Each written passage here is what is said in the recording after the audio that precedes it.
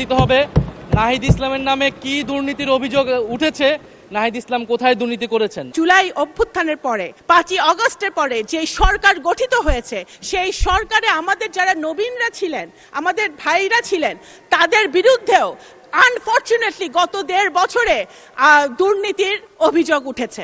আমি একটু ব্যক্তিগত কৈফিয়তের জায়গা থেকে কথা বলতে চাচ্ছিলাম।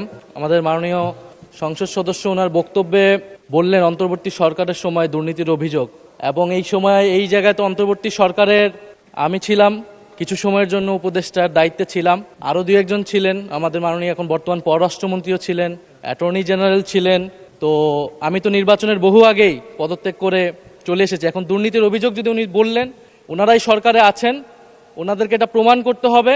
5+ স্টার রেটিং প্রাপ্ত দেশের সর্বোচ্চ বিদ্যুৎ সাশ্রয়ী ওয়ালটন এসি স্মার্ট কমফোর্ট এখন নেক্সট লেভেলে। এটার প্রমাণ জাতীয় সংসদে যেহেতু বলেছে, ওনাদেরকে এই প্রমাণ দিতে হবে নাহিদ ইসলামের নামে কি দুর্নীতির অভিযোগ উঠেছে, নাহিদ ইসলাম কোথায় দুর্নীতি করেছেন। মাননীয় স্পিকার, আমি সেই প্রমাণ ওনাদের কাছে চাচ্ছি। আরেকটি বিষয় মাননীয় স্পিকার, আপনার দৃষ্টি আকর্ষণ করছি, এখানে সবাই জনগণের ভোটেই নির্বাচিত হয়ে এসেছে, সবাই নির্বাচিত প্রতিনিধি। হ্যাঁ, আমার বয়স 28, আজকে আমার জন্মদিন, এবং আমি নবীন সদস্য, কিন্তু এখানে মাননীয় স্পিকার আমিও জনগণের ভোটেই নির্বাচিত হয়ে এসেছি। কারো ছোট ভাই হিসেবে আমি এখানে আসিনি। ফলে সবাই মাননীয় সংসদ সদস্য হিসেবে সবাই যে সম্মান মর্যাদা প্রত্যাশা করে, সবাই যেটা পায়, আমরাও কিন্তু সে একই জিনিস প্রত্যাশা করি। ধন্যবাদ। এটি আপনি মাননীয় স্পিকার দেখবেন। আপনার ধন্যবাদ।